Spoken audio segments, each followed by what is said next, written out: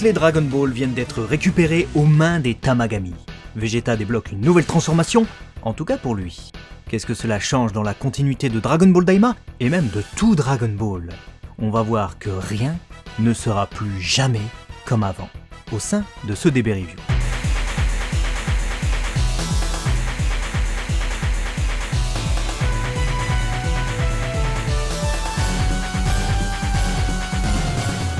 Yo tout le monde, bienvenue sur DB Times, vos vidéos sur Dragon Ball. On se retrouve pour l'épisode 12 de Dragon Ball Daima et on va démarrer d'entrée pour la toute dernière vidéo de l'année 2024. Évidemment, vous avez un live qui est sorti et qui est rediffusé, n'hésitez pas à aller le voir, live unboxing exceptionnel avec notre partenaire Japenko. On se retrouve cette semaine, on débutera 2025 ensemble et on commence avec l'histoire de cet épisode 12. Voilà, scénario comme d'habitude de Yuko Kakihara. Abonnez-vous au passage, ça fait plaisir. On est parti. L'épisode commence donc avec Vegeta qui échappe de peu au Kraken et se fait attaquer non seulement par le monstre marin, mais aussi par le Tamagami No. 2 qu'il affrontait jusqu'alors. Il parvient à leur échapper en se transformant en Super Saiyan, puis en Super Saiyan 2 et mène un duel serré contre la création du vieux Neva. Au même moment, Majin Buu affronte le Tamagami No. 1 au palais du Daimao. Goma, qui apprend justement qu'Alinsu a envoyé quelqu'un combattre le gardien de la première Dragon Ball. Tandis que le petit Majin pique sa crise, le gros Majin fait de même et demande à avoir du chocolat avant de finir le combat. Bien aidé par Majin Buu, il remporte son challenge et la Dragon Ball qui va avec. Alinsu repart ravi, tandis que Goma est au bout de sa vie. Dans le deuxième Makai, Vegeta, acculé par le Tamagami renforcé par les pouvoirs de Neva, se transforme finalement en Super Saiyan 3. À la surprise de tout le monde, et bat le Tamagami sans aucun problème. Il résout alors un problème de logico-math proposé par son adversaire et repart avec la boule magique. Au moment de partir, le vaisseau ne démarrait pas, mais heureusement, Panzi était là pour régler le problème et notre petit groupe peut ainsi partir en direction du premier Makai pour aller secourir Dende, retenu prisonnier. Voilà donc pour le petit résumé de l'histoire qui vous rappellera un peu le contexte de l'épisode si jamais vous l'avez vu il y a quelques jours ou il y a un moment. On va voir maintenant ce qu'on apprend dans cet épisode. On apprend tout d'abord que Vegeta ne s'est pas fait avaler, finalement. Il sort indemne du Kraken en arguant qu'il n'est pas encore habitué à son corps d'enfant. Retenez bien cette phrase, elle aura son importance. Majin Buu se comporte comme un gamin et hérite effectivement davantage de la personnalité du gros Majin Buu que Majin Buu. Il a reçu effectivement beaucoup plus de fluide vital de Buu, donc c'est normal. Les gardes du château du Daimao ainsi que Goma et Deges apprennent enfin que quelqu'un a défié le Tamagami No. 1. Ils constatent alors que Dou l'affronte et que c'est Alinsu qui est derrière tout ça. Au milieu des gardes d'ailleurs on peut voir une dame portant le caractère Ma écrit en katakana sur son uniforme. En japonais, Ma peut aussi s'écrire comme ça, en kanji, et signifier démon ou démoniaque. C'est d'ailleurs le symbole qu'on retrouve sur l'uniforme de Piccolo Daimao. Ici, tel qu'il est orthographié, il est plutôt identique au Ma contenu dans le nom de Goma. Neva, de son côté, peut power-up ses Tamagami en plein combat, simplement en utilisant sa magie. Il semble donc avoir de plus grands pouvoirs encore que ce qu'on pensait. Les Dragon Ball ne sont pas les seules choses qu'il peut renforcer. Et ça y est, toutes les Dragon Ball ont été remportées. Piccolo n'aura pas son moment de gloire contre les Tamagami du moins. Ça fait 2 Dragon Ball en possession du groupe de Goku et une en possession directe d'Alinsu. Avec Glorio bossant pour Alinsu, cette dernière pense sûrement déjà avoir les 3. On peut voir une nouvelle fois que Deges panique devant Goma. Il semble le craindre et vu la fin de l'épisode, il a peut-être de bonnes raisons pour ça. Et la transformation de Vegeta est expliquée en une phrase. Tenez-vous bien. Bulma nous dit que Vegeta s'est entraîné tout seul durant tout ce temps. Voilà, c'est tout. On en reparle après dans la rubrique commentaires, mais c'est juste ce qu'on sait, ce qu'on apprend. C'est la catégorie ce qu'on apprend. Le prince des Saiyans résout le problème énoncé par le Tamagami No. 2 et nous apprend qu'il y avait des serpents sur la planète Vegeta et que c'est donc pour ça qu'il connaissait leur régime alimentaire. Ok si tu veux. Bulma semblait dire sinon que ce n'était pas du tout le fort de son mari ce genre de problème. Un autre truc qui n'est pas le fort de Vegeta, les insectes. On a ici, pour le coup, une écriture intéressante, car quand Vegeta refuse le Katsumushi, donc le résuroptère que lui propose Goku, ce dernier lui dit qu'il bouffait pourtant des trucs bien plus dégueulasses à l'époque.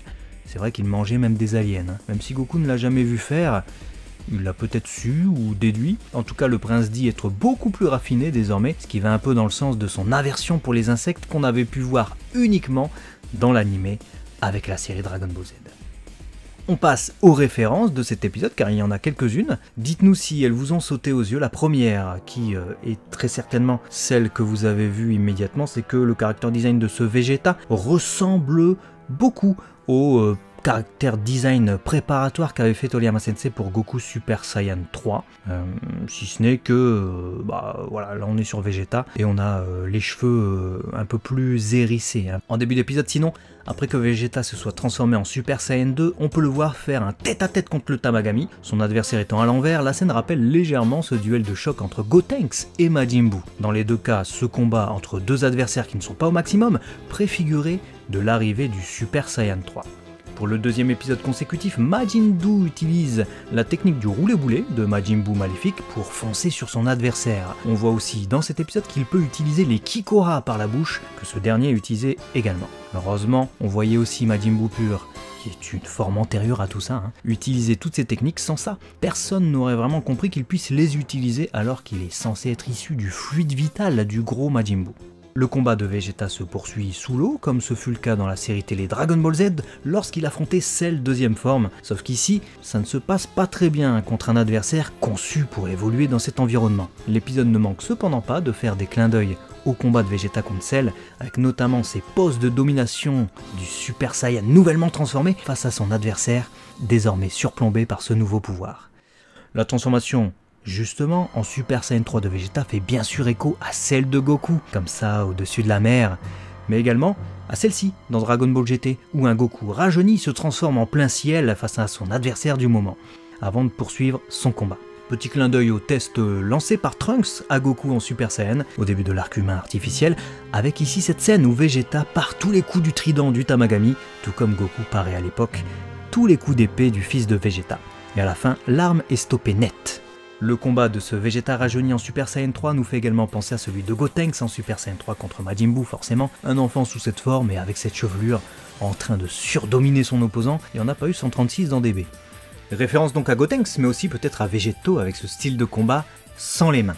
Sinon, le Vegeta qui rouspète Goku, dessiné en SD, donc super deformed, est bien sûr un classique. On pouvait déjà le voir dans le manga, rappelez-vous. Nos commentaires sur cet épisode, donc l'histoire, là on est toujours dans la partie histoire. Le premier truc que j'ai noté, c'est cet épisode le montre bien pour moi, c'est que tous les tests pour obtenir les Dragon Ball lancés par les Tamagami, donc programmés en amont par Neva, sont clairement des grosses arnaques. C'est-à-dire qu'avec le premier, on pouvait avoir un doute, ouais ok c'est un peu de la logique, c'est de l'observation, peut-être tu fais appel à ton esprit d'observation et de rapidité, tu vois. Donc que Goku le remporte, et ça nous avait plu, on s'était dit oui c'est logique et tout. Mais alors là c'est de la pure connerie, les deux tests c'est 100% connerie. Et Alinsu elle a totalement raison quand elle dit que c'est de l'arnaque en gros. Ouais. Et puis je rajouterais aussi que je trouve très personnellement, alors peut-être que c'est parce que nos protagonistes sont beaucoup trop puissants, mais je trouve quand même que in fine les Tamagami c'est des pétards mouillés. Parce que, bon, autant le premier, il y avait un peu d'enjeu, tu te dis c'est le premier, il y a eu un beau combat et tout. Autant là, en l'espace d'un épisode, les deux se sont fait rétam. Bon, ok, t'as vu un Vegeta Super Saiyan 3, bon, t'as compris qu'il était large au-dessus. De l'autre côté, t'as une création hyper récente de notre cher Alinsu qui arrive là, voilà, comme ça, et qui bat le premier Tamagami, alors qu'on pensait peut-être que c'était Crescendo. Dans l'histoire intrinsèque de Daima, tu te dis ok, d'accord. Mais en fait, vu comment on nous les a vendus, vraiment, il n'y a personne qui arrive à les battre. Oh là là, il n'y a jamais personne qui a réussi à les vaincre. J'aurais peut-être aimé un combat où je ressente un peu plus de difficulté et où véritablement me dire ouais, les Tamagami, c'est les Tamagami. Là, je me dis ouais. Ouais, je rajouterais de l'eau à ton moulin parce que certes le Tamagami Number 2 reprend l'ascendant à un moment donné contre Vegeta, mais brièvement, tu vois. Et la mise en scène fait que tu as le Kraken plus le Tamagami contre Vegeta, mais Vegeta n'est pas plus acculé que ça, tu vois. Il est pas sur le point d'être défait véritablement, en vrai. Non. C'est pour ça que, bon, si tu me les avais pas survendus, j'aurais pas eu une attente. Je me serais dit, oui, bon, bah, c'est tout, ils sont balèzes. Mais là, on nous en a tellement fait des caisses que, bah, forcément, t'as une attente. Tu te dis, ils vont être ouf. Non. Voilà, c'est tout. Bon. Est-ce que tu avais une attente sur l'histoire de Johnny avec ses petits biscuits? Ça, je vous avoue, j'étais mort. Là, pour le coup, ils ont réussi. Là, le trait d'humour de Toriyama Sensei a bien fonctionné sur moi. C'est vraiment crescendo en plus, dans cet épisode, la connerie avec les tests, le truc impossible avec le calcul mental, là, c'est improbable. Évidemment, ils nous entrecoupent ça avec des gros plans sur les personnages, donc même le gars qui voudrait le faire en live, il pourrait même pas. Et après ça, t'as l'histoire de Johnny, là, c'est n'importe quoi. Donc ça a bien marché sur moi. Là où tu vois Vegeta Super Saiyan 3, bah écoutez, on va pas se répéter. On va juste vous passer ce qu'on a déjà expliqué dans les prédictions de Baba. Plutôt que faire 150 fois le montage du même truc. Regardez. On nous explique que Goku s'est entraîné pendant 7 ans dans l'au-delà, avec un corps qui fatigue pas. Et même une fois qu'il a tout cet entraînement, il arrive et il peut pas l'utiliser longtemps. Vegeta, il a fait quoi? Excusez-moi, je critique pas, mais il a fait quoi depuis... Il s'est entraîné 7 ans, lui aussi sur... Pas pu faire, il s'est entraîné 6 mois, tout du moins depuis la fin de l'arc Majin Buu, il a pu s'entraîner que 6 mois, donc, et il a rapissé. Donc, ouais, il sort une armure, comme ça, dans son armure, il y a un cachet, comme ça, il le prend, il fait « Ouais, moi j'ai un petit Super Saiyan 3 sous le coude. » Arrête. Ça rendrait, je trouve, ça vulgariserait le Super Saiyan 3 en mode, voilà, tout le monde peut l'atteindre, comme ça, voilà, ça y est.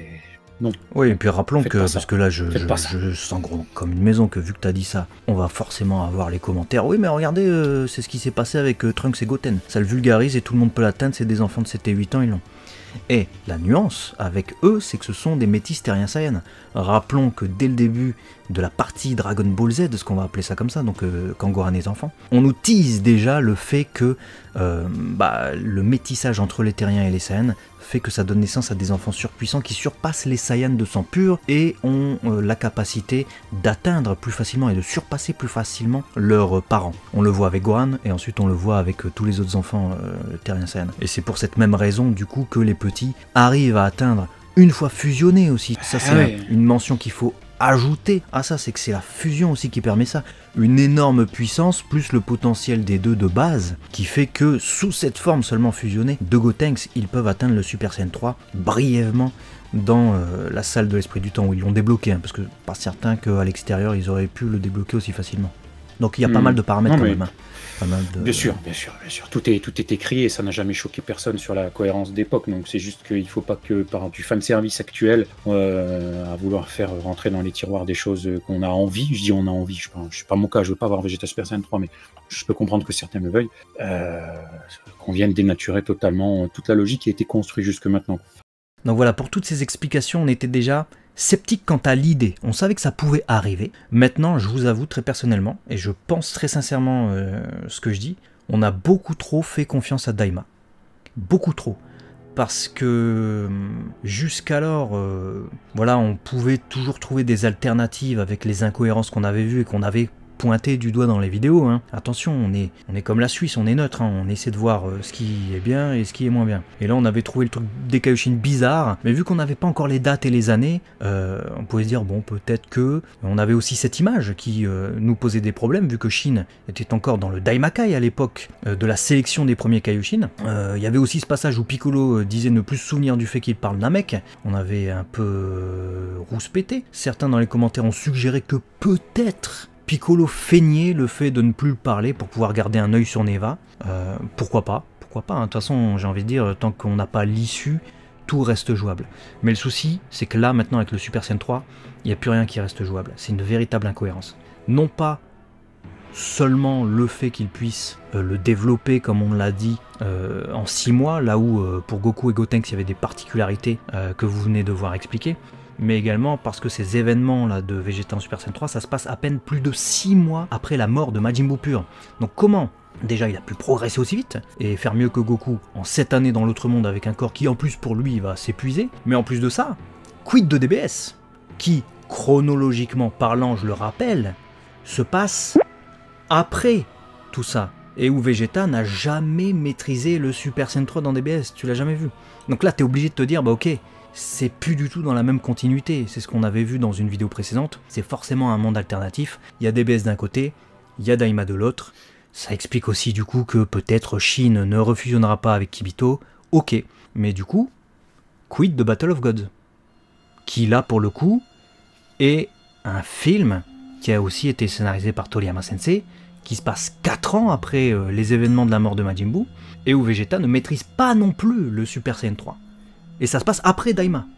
Et il se bat contre Beerus même dans une sorte de Super Saiyan 2 2.0. Il égale Goku sous cette forme, ce qui est déjà très étonnant. Mais tu te dis, bon ok, il est super enragé, c'est un truc de fou, mais après tout, il peut pas se mettre en Super Saiyan 3. Et là, tu vas m'expliquer que le gars, enfant, alors qu'il maîtrise pas son corps, il peut se transformer, mais que adulte, quelques années après, il peut pas.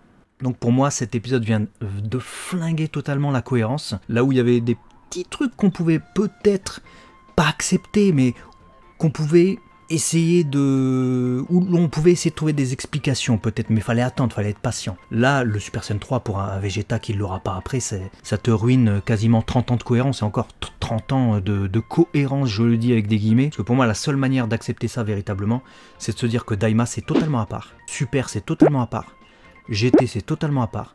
Et en fait, on n'a que des scénarios suite qui sont dans des mondes alternatifs.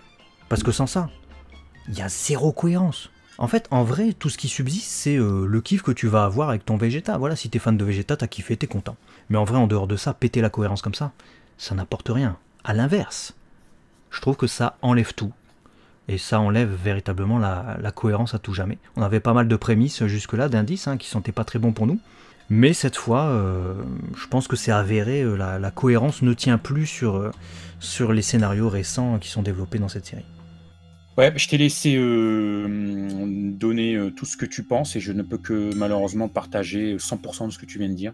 Je trouve ça triste en fait ce qu'on a vécu. C'est-à-dire que véritablement, alors je comprends que certaines personnes puissent avoir kiffé, être hypées, mais tu l'as dit pour moi, à part vraiment débrancher son cerveau et juste vouloir du Dragon Ball Popcorn et se dire ouais Vegeta Super Saiyan 3, ouais il est badass et tout, ça c'est le seul truc que tu peux. Je suis désolé, je suis dur, mais à un moment donné, il faut appeler un chat un chat. C'est la seule chose que tu peux donner comme crédit à ce qu'on a eu. À part ça, moi ça m'a fait. En fait, je regardais le combat. Je me suis décomposé. Parce que on te dit Goku, c'est un génie du combat.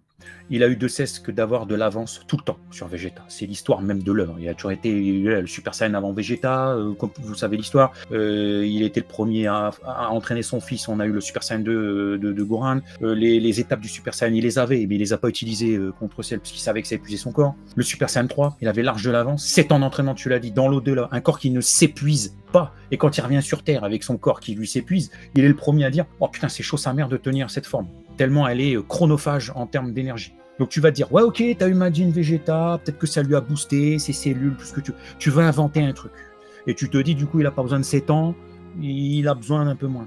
Mais frère, 5 mois, s'il s'est entraîné tout seul, c'est n'importe quoi. Ça vient péter. C'est pas Vegeta le héros de Dragon Ball, faut arrêter. Vous pouvez être fan de Vegeta, ça n'enlève rien, mais Goku est ce héros, ce prodige. C'est lui qui surpasse toutes les choses. Et l'argument de Gotenks, je reviens pas dessus, tu as 2 enfants métis qui ont un potentiel totalement différent, qui fusionnent et qui donnent naissance à une puissance qui est incroyable. J'ai vu des commentaires aussi, certains disent... Dans la salle de l'esprit du temps, j'ajoute juste, dans la salle de l'esprit du temps, là où Vegeta n'y a plus accès, elle est pétée la porte. Donc dans Dragon Ball Super, elle est restaurée. Mais déjà, c'est plusieurs années après. Donc Dende a restauré dans Dragon Ball Super. Donc là, Vegeta n'a pas pu s'entraîner logiquement dans la salle de l'esprit du temps. Et déjà, et puis il y avait une autre chose que j'ai lu aussi, c'est oui, mais peut-être que comme ils ont fusionné en végétaux entre deux, Vegeta a compris comment atteindre le Super Saiyan 3, je sais pas quoi, machin. Mais si tu veux t'inventer des scénars, tu peux.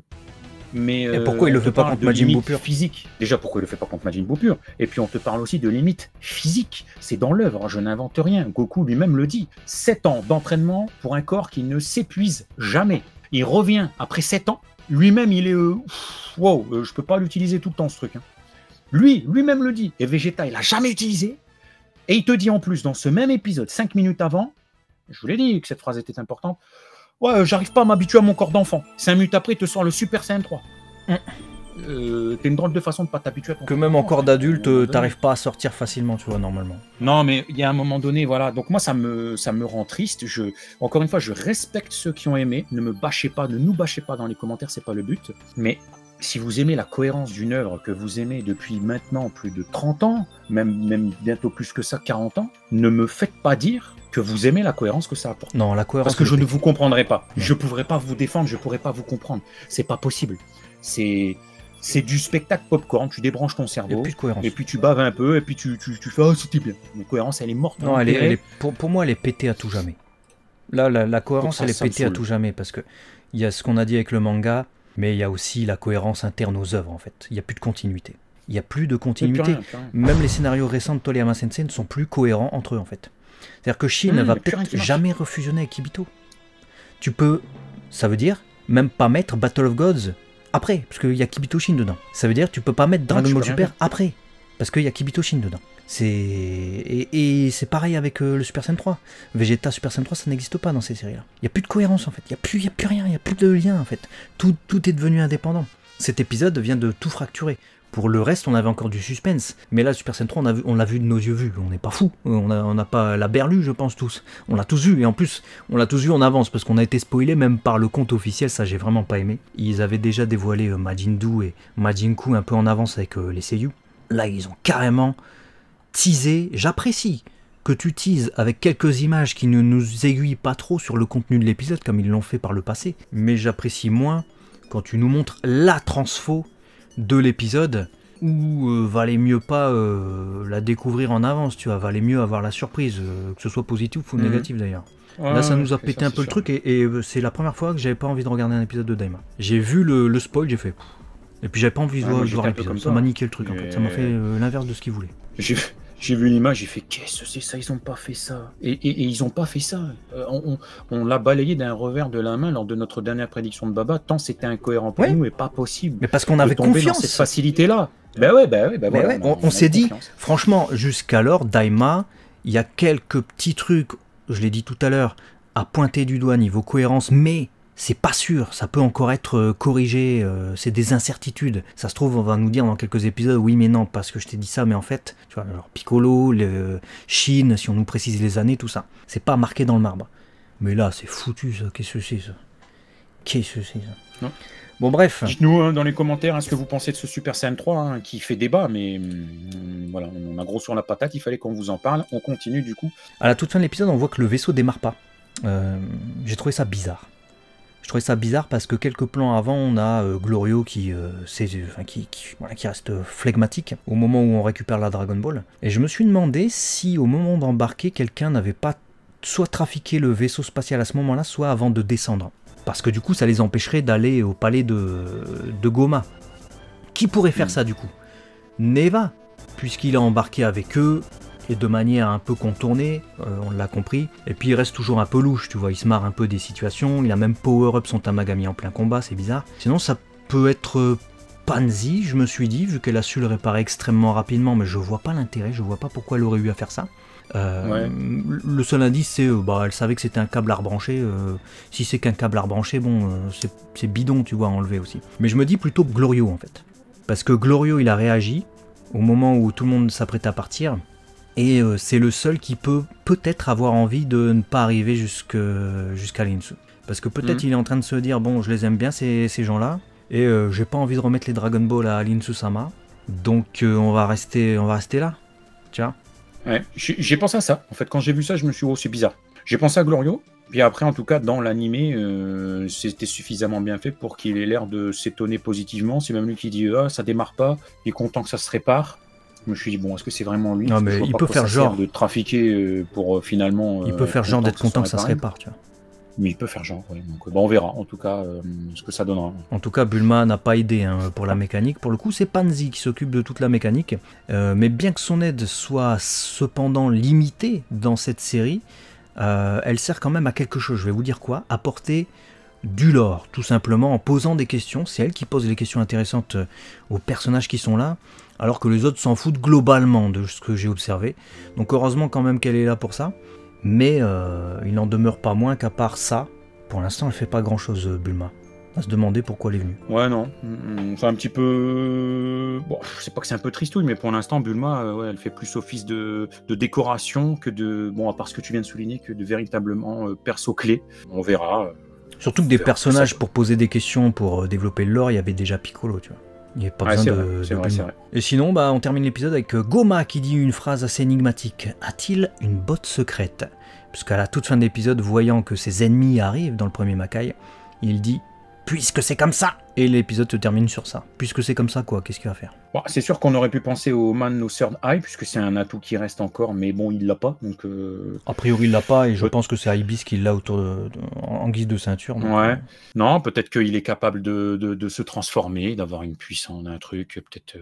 on est dans Dragon Ball, donc ouais, peut-être qu'il peut utiliser une magie, tu sais, d'ensorcellement, il peut power-up des guesses, peut-être qu'il a quelqu'un dans une bassine, dans une cuve qui va activer. activer, peut-être qu'il peut créer des magies, peut-être qu'il va aller voir Maba, ou peut-être qu'effectivement il va utiliser sa magie sur lui-même et se transformer, un peu comme Muniel dans Sandland. Ah, peut-être. Peut-être. On va passer à la réalisation. La technique de cet épisode est-elle mieux, en tout cas, que l'idée de faire Vegeta Super Saiyan 3? On va voir ça. Réalisation et storyboard, donc au global, toute la réalisation de cet épisode incombe à Kazuya Karasawa, un habitué de Dragon Ball. Il était déjà sur Dragon Ball Super. J'ai trouvé que le découpage de cet épisode avec les 2 combats en parallèle, constamment entrecoupés du coup, était finalement très similaire à ce qu'on avait dans l'épisode précédent sous le storyboard de Yashima. Du coup, c'était quelque chose qui était devenu le défaut du précédent, car on n'en voyait pas le bout. Mais ici, heureusement, on a la conclusion des 2 combats. Donc même si évidemment en début d'épisode c'est assez pesant de tout le temps changer comme ça s'apaise finalement avec de vrais dénouements des 2 côtés. Et puis maintenant, sinon en termes d'image et de plan, on a vu des choses plus intéressantes que la semaine dernière. Je pense notamment à Vegeta qui coule dans les fonds marins jusqu'à ce que ses cheveux viennent recouvrir l'écran, ou encore ces beaux plans de combat du Super Saiyan 3 versus le Tamagami. Les plans aussi du Tamagami Number 1 au sol après sa défaite et du groupe d'Alinsu non loin de là sont plutôt intéressants, j'ai trouvé, et offrent une perspective efficace, ne nous mettant pas clairement pour le coup du côté d'Alinsu, tu vois. On n'est pas du côté de son groupe de Majin qui a remporté la victoire, mais plutôt du côté du Tamagami vaincu avec le plan au sol, car évidemment on doit comprendre que ça n'arrange pas nos héros, cette récupération de la Dragon Ball. Ouais, bah écoute, de manière générale, je pense que tu as explicité ce que j'ai ressenti. Je ne l'ai pas trouvé extraordinaire, je ne l'ai pas trouvé à jeter niveau réel. Je trouvais qu'on était sur un bon épisode standard, ce qu'il fallait. Après, le découpage, est-ce que j'aurais pas préféré l'avoir sur 2 épisodes distincts? Je pense que si. Voilà, j'ai pas plus à rajouter. Le découpage, tu veux dire quoi? L'animation. Bah, le découpage, tu sais, d'avoir les 2 combats en parallèle qui fait que tu es entrecoupé tout le temps. Est-ce que j'aurais pas préféré un épisode un épisode l'autre? En nous préservant la surprise du coup de est-ce qu'ils ont engagé le combat ou pas de l'autre côté. Ouais, voilà. Moi j'ai trouvé qu'il y avait un autre point positif aussi avec Kazuya Karasawa, c'est que il connaît bien Dragon Ball, il connaît les références, donc il a pu les insérer dans son storyboard habilement, là où Yashima est un animateur assez âgé, donc on les voit moins, tu vois, les références à Dragon Ball Z ou des trucs comme ça. Animation. On avait en guise de directeur de l'animation Yuichi Hamano, qui était déjà présent sur l'épisode 4, et il y avait pas mal d'animateurs clés que vous connaissez, ça c'est cool, ça permet de se faire des réminiscences. Il y avait Shuichiro Manabe, Yuichi Karasawa, Yoshitaka Yashima, Hitoshi Naba, Hirotaka Nii, Osamu Ishikawa, qui sont des habitués de Dragon Ball Super, et également Ken Otsuka, et Levent, l'animateur allemand dont on va reparler tout à l'heure, aux corrections sur cet épisode, non pas superviseur de l'animation, mais juste correction. On avait Kozoe Komatsu qui était sur les épisodes 3 et 8 en tant que directrice de l'animation, et Naoko Yamaoka qu'on connaît moins, mais elle était assistante sur les épisodes 1, 4, 5, 9 et 12, et également directrice de l'animation sur l'épisode 2 et l'épisode 7. Donc je vous passe évidemment toutes les images pendant que je vous raconte ça, sinon ça n'a pas d'intérêt. Donc si vous écoutez en faisant quelque chose à côté, n'hésitez pas à vous repasser tout ça. Et on commence l'épisode avec les animateurs clés, et notamment cet animateur qui a œuvré sur DBS et dont on vous attend parler par le passé, Yuichi Karasawa, déjà présenté sur cette scène de combat de l'épisode 8 où Goku affrontait le 3e Tamagami. C'est très probablement lui qui nous propose cette scène d'introduction avec Vegeta qui fuit le Kraken, se transformant en Super Saiyan, mais se retrouve acculé par les nombreux Kikora du Tamagami. Là où en termes de chara-design, il y a à redire, je trouve, que son style plutôt vif colle bien à la scène, et le choix de le mettre sur un passage où ça bouge et où il y a une fuite, c'est pour le coup tout à fait adéquat. J'adore les mouvements de vitesse des tentacules du poulpe géant, mais aussi les impacts dans l'eau. Les effets de Kikora et la fumée sont super bien faits, mais c'est logique, c'est Karasawa, un animateur au trait brutal, qui est très doué pour les effets, comme on l'a souvent vu faire. Et le Kraken d'ailleurs paraît encore plus menaçant sous l'eau avec ce storyboard savoureusement mis en lumière, non pas par Pika Pika Vegeta, mais par l'animation de Karasawa. Car oui, du coup, ce passage de transformation brillante en Super Saiyan 2 dans la gueule du Kraken, c'est lui. Et on enchaîne ensuite sur Yuichi Hamano, qui est également le directeur de l'animation, je l'ai déjà dit, de cet épisode, mais aussi animateur clé. Du coup, il anime cette scène de combat entre Vegeta Super Saiyan 2 et le Tamagami numéro 2. Les mouvements sont légèrement raides à mon goût, mais on a beaucoup de très bons effets et un storyboard solide qui place la caméra habilement pour renforcer l'immersion au sein du combat. Et Hamano gère plutôt bien les effets lui aussi. donc c'est joliment décoré, j'ai envie de dire, même si en termes de style, on est plutôt éloigné du modèle de base de la série. Un animateur que vous connaissez tous, Tadayoshi Yamamuro, character designer de DBZ pendant des décennies et character designer de Dragon Ball Super, il est crédité en tête de gondole sur cet épisode, ce qui signifie sûrement qu'il est parmi ceux qui ont réalisé le plus de cuts dessus. Donc c'est des plans de l'épisode, grosso modo, et il signe ici la victoire de Majin Buu, avec l'assaut final et la conclusion du duel, avec le Tamagami qui finit au sol, et Buu qui fait sa danse de la victoire. La suite est animée par Levent, l'animateur allemand dont on a parlé dans la review de l'épisode 10, qui avait animé le rush farfelu de Majin Buu.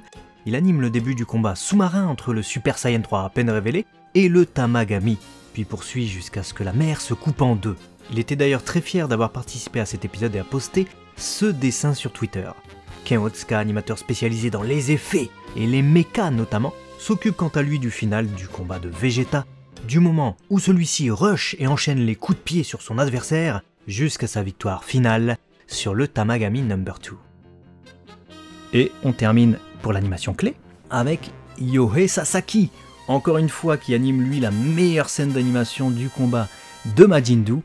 Encore une fois, dès qu'il s'agit de faire du Sakuga, il répond présent et il nous régale incroyablement avec quelque chose de fluide où Majin Buu lance le chocolat à son frère qui le gobe, puis enchaîne avec le Tamagami qui reçoit 2 Kikoras successifs lancés par la bouche, le tout évidemment à quelque chose qui est tellement vif et tellement vivant que ça en ébahit même les personnages qui assistent à cette scène. Regardez un peu les mouvements, les détails. Ça bouge bien, les impact frames sont top, les petits effets et mouvements caractéristiques de Sasaki donnent de la vie à tout ça, et même esthétiquement parlant, franchement, je trouve que c'est au-dessus du lot. Je vous ai pas parlé du directeur de l'animation en chef sur cet épisode, c'était Yuya Takahashi du coup qui faisait des corrections additionnelles. On avait aussi Emiko Miyamoto qui était présente sur les épisodes 1, 5, 9 et 10. Elle a beaucoup progressé et pour ce qui est des corrections de Yuya Takahashi, je note particulièrement la transformation Super Saiyan 3 de Vegeta où il était très présent. Ou encore ce plan où Panzi répare le vaisseau à la toute fin, où vraiment là ça m'a sauté aux yeux. Et en parlant de sauter aux yeux, il y en a un qui vous saute forcément aux yeux lorsqu'il intervient, c'est Katsuyoshi Nakatsuru, qui était présent sur une bonne partie de la deuxième moitié de l'épisode, notamment avec le groupe de Goku et Vegeta où il a fait énormément de corrections. Merci encore à toute cette équipe d'animateurs parce que sans eux, franchement, on n'aurait pas eu le même épisode. On n'aurait pas savouré pareil un épisode qui contient quand même une incohérence aussi fracassante pour toutes les séries Dragon Ball. Ah bah écoute, t'as résumé ma pensée, c'est-à-dire que tout ce staff technique s'est donné à fond, cohérence ou pas cohérence, pour nous offrir du spectacle. Et heureusement, parce que sans ça, je pense que j'aurais rage-quitté mon épisode. Donc heureusement, ça m'a tenu en haleine, j'ai eu du spectacle, je vais pas l'enlever. Si tu débranches ton cerveau, comme je dis tout à l'heure, tu profites, tu te prends du Sakuga, donc de l'animation, tu te dis ouais, c'est quand même, c'était pas mal. On aurait pu encore aller au-dessus, mais j'ai trouvé qu'on était sur quelque chose de très quali, donc merci à ce staff de nous offrir, en tout cas, ces moments-là. Ça fait plaisir. C'était plutôt crescendo, et l'épisode débutait plutôt bien, même en termes de bande-son, j'ai trouvé, musique de Kosuke Yamashita, avec la première BGM de l'épisode qui est celle du tumulte et de la panique. Je crois qu'elle sonnait légèrement comme une musique de Dragon Quest, donc franchement, moi, elle m'a pas déplu. Je suis d'accord avec toi. Je suis d'accord avec toi et je rebondirai même sur la note que tu as mis juste après. Tu dis les musiques sont au service du combat. Je te cite. C'est le ressenti que j'ai eu parce qu'à un moment donné, quand j'ai regardé cet épisode, j'ai monté le son et quand les combats commencent vraiment à démarrer, à s'intensifier, je me disais ah, je suis accompagné. Ouais. Je me suis senti accompagné par les musiques. Je suis pas senti mais attends, viens m'apporter du punchy sonore, tu vois, musicalement. Non, j'ai senti qu'elles sont là, elles sont présentes, elles t'accompagnent. Mais pour autant, je suis incapable de te les siffloter. Ça, c'est vraiment un truc que je n'arrive pas à retenir à part un ou deux thèmes. Je sais pas te le faire. Je sais pas. Alors, il y en a une quand même qui me revient un peu plus facilement en tête, c'est le thème. Lorsque Neva power up son Tamagami, celui-ci, je l'avais en tête quand même quelques minutes après l'avoir entendu. Mais on a un thème qui est censé être plus épique, c'est le moment où Vegeta se transforme en Super Saiyan 3. On sent les notes virevoltantes, mais finalement, franchement, impossible de s'en rappeler. Donc, ouais, il y a certaines musiques quand même qui pêchent un peu sur ça. Il n'y a pas une identité, il n'y a pas une sorte de réarrangement des génériques de diverses manières comme on avait dans Dragon Ball et Dragon Ball Z qu'on pourrait facilement retrouver. Sur le doublage, j'ai rien à noter. Moi non plus. Du coup, je te propose de passer à la conclusion. Bah écoutez, conclusion, on va pas rallonger cette vidéo qui est déjà suffisamment longue. Je pense que vous avez compris que côté popcorn, il y avait de quoi faire et de se satisfaire. Côté cohérence, c'est venu totalement flinguer une partie de l'œuvre que j'aime tant et je remercie pas l'écriture pour ça. Je sais pas qui est à l'initiative de ça, je sais pas comment ça s'est fait. Est-ce que ça fait partie des directives laissées par Toriyama? Est-ce qu'ils lui ont demandé ou est-ce qu'il l'a fait de lui-même? En tout cas, clairement pour moi, on est dans ce qui est devenu Dragon Ball depuis quelques années. C'est-à-dire une parodie de lui-même. On a tout le temps une première moitié consistante avec du lore et on a une deuxième moitié fanservice avec des combats et des nouvelles transformations absolument tout le temps. Je sais que certains fans aiment ça. On nous l'a demandé des fois en commentaire, en MP même, ouais, j'adore les transformations, vous pensez que ça va être quoi les nouvelles transformations et tout. On sait qu'il y a de l'attente aussi sur ça, c'est pour ça qu'ils le font. Mais du coup c'est devenu un peu parodique. On a repris un peu la sève de la construction de Dragon Ball depuis l'arc Namek. Et en fait on a raccourci les trucs et on s'est auto-parodié. Et maintenant on est obligé d'avoir 2 transformations quasiment à chaque arc. Et Daima ne va pas y échapper. Une pour Vegeta, une pour Goku, vous allez voir. Sûr. Mais ça c'est sûr, ça, c'est... Quand j'ai vu le Super Saiyan 3 de Vegeta, je me suis dit, Goku il doit forcément être au-dessus, attendez-vous au Super Saiyan 4. 150 000%, les gars, je vous le dis, c'est sûr et certain. Goku ne restera pas après Vegeta, ok ils vont fusionner, mais Goku va revenir au-dessus, c'est Goku. C'est pas Vegeta, c'est Goku. Vous allez voir, je vous le dis, là ça m'a officialisé le Super Saiyan 3, mais le Super Saiyan 4. C'est une certitude, ou un truc au-dessus du Super Saiyan 3. À partir du moment où on avait confiance en Daima pour ne pas créer d'incohérence avec la continuité de Dragon Ball, ils viennent de le faire, ils viennent de fracasser le truc, il n'y a plus de continuité. C'est tout peut partir dans tous les sens, il n'y a pas de souci. Bah tout peut partir dans tous les sens, il n'y a pas de souci. Voilà. On vient de le dire, tout peut partir dans tous les sens, il n'y a pas de souci. Mais pour nous, il y a des soucis. Mais pour l'écriture, visiblement, non. Donc oui, tu peux avoir un Super Saiyan 4 maintenant. Tu peux avoir une fusion Super Saiyan 4. Tu peux avoir une fusion Super Saiyan 3. Tu peux avoir même la fusion, si tu veux, de Shin et Goku. Maintenant, plus Piccolo et Shin. Goku et Piccolo. Maintenant, ils s'en foutent, je pense qu'ils s'en battent les couilles. Oh, une fusion Super Saiyan 3, on n'a jamais eu. Hein. Après, on a eu Porc Epic. On a eu Porc Epic, cheveux blancs dans un film récent. Pourquoi tu... Que tu faisais... Pour moi, Porc Epic dans un film récent, c'était quand même un peu le pinacle. C'était le dernier truc au bout des scénarios de DBS où on a eu du fanservice à la toute fin. Et tu arrivais à la fin de quelque chose. Là, bah, on n'est même pas au début de quelque chose. Je vous ai dit la chronologie tout à l'heure, mais vu la direction dans laquelle ça part, bah écoutez, j'ai du mal à digérer cet épisode. Ouais, je suis déçu de ce point de vue-là. C'est pas un épisode que j'ai détesté grâce à la technique notamment et grâce quand même aux personnages qui sont plutôt respectés, leurs répliques. Même Vegeta en Super Saiyan 3 est respecté en vrai. Mais Vegeta Super Saiyan 3, c'est ça le problème. Pourquoi Vegeta Super Saiyan 3 dans ce scénario quoi? Ouais, puis on veut trop transformer Vegeta en Goku, quoi. Ouais, on avait déjà eu le Yardrat. J'aurais adoré que Vegeta démonte le Tamagami en Super Saiyan 2, tu vois. Mais bien sûr. En Super Saiyan 2, il le casse en deux, tu nous fais du fanservice sur Vegeta, mais c'est magnifique et tout. Mais non, on a voulu te faire... Ce qu'il fallait pas faire. Ouais. Pour moi, ce qu'il fallait pas faire. Voilà. Voilà, ils ont fait ce qu'il fallait pas faire, voilà. Voilà, bah écoutez, désolé si on vous a plombé votre moment avec Vegeta Super Saiyan 3, mais à un moment donné, les faits sont les faits. À un moment donné, faut dire ce qu'il faut dire. Écoutez. Voilà. Espace commentaire prévu à cet effet, dites-nous tout ça, et si on voit qu'il y a un tel engouement autour de ce sujet-là, on fera peut-être un live pour en parler, hein. Si vous avez le cœur à ça, on verra, j'en sais rien, je sais pas, je dis ça comme ça. Oui, on arrive à la moitié de la série aussi, et j'imagine qu'on va entrer maintenant dans les combats, le fanservice, ça va être la deuxième moitié de la série, ça va être très différent, je pense, de la première moitié qui était beaucoup plus sur la découverte, le lore. Dites-nous si vous avez envie d'aller sur ce sujet, et à très vite sur DB Times, n'hésitez pas à partager cette vidéo, pas mal d'infos, pas mal de réactions par rapport à tout ça, et à très vite, matane.